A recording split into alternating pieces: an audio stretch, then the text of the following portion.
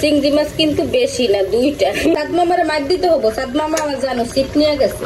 তরকারিটা দেখতে মাশাআল্লাহ খুবই সুন্দর দেখা যাচ্ছে। আসসালামু আলাইকুম, সবাই কেমন আছেন? আশা করি সবাই ভালো আছেন। এখানে পাঙ্গাস মাছ ভাইজা রাখছি, এই পাঙ্গাস মাছ দিয়ে রান্না করবো পটল আর আলু দিয়ে।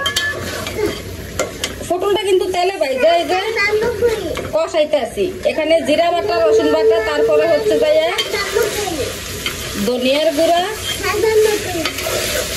দিয়া, এই যে হলুদ লবণ মরিচের গুঁড়া দিয়া কষাইতেছি। কষানো হয়ে গেছে, এখন দিয়ে দিব ঝোল। সাদ মামা আকাশে বাবা। আর এখানে কিন্তু আমি পটলটা ভাইজা নিছি। আর এই দেখেন পাশের চুলায় ডাটা আর আলু দিয়া চিংড়ি মাছ রান্না করতেছি। চিংড়ি মাছ কিন্তু বেশি না, দুইটা। এই তরকারিটা হয়ে গেছে যে এই যে দুইটা চিংড়ি মাছ দিয়ে রান্না করতেছি। আর এইদিকে এই তরকারি, এইদিকে কিন্তু তরকারিটা বলক এসে পড়ছে। এখন দিয়ে দিব আমি মাছগুলা। আর ওইদিকে ডাটার তরকারির চুলাটা কিন্তু বন্ধ করে দিছি, ওইটা হয়ে গেছে।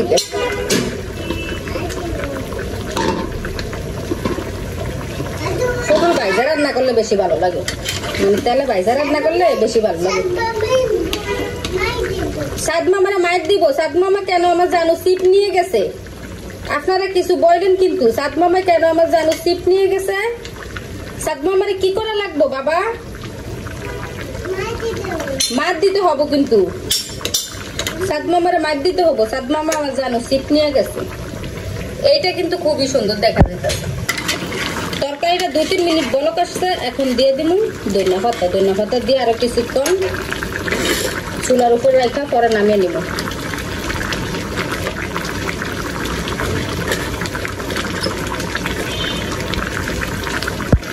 এখন কিন্তু আমার তরকারিটা হয়ে গেছে। এই দেখেন ঝোল কিন্তু অনেকটা শুকনো হয়ে গেছে গা।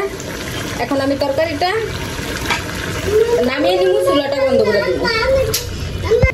তরকারিটা দেখতে মাশাআল্লাহ খুবই সুন্দর দেখা যাইতেছে, আর কিন্তু খুবই ঘন হয়েছে। আর এটাও দেখতে খুবই সুন্দর দেখা যাইতেছে। সবাই ভালো থাকবেন, সুস্থ থাকবেন, আল্লাহ হাফেজ।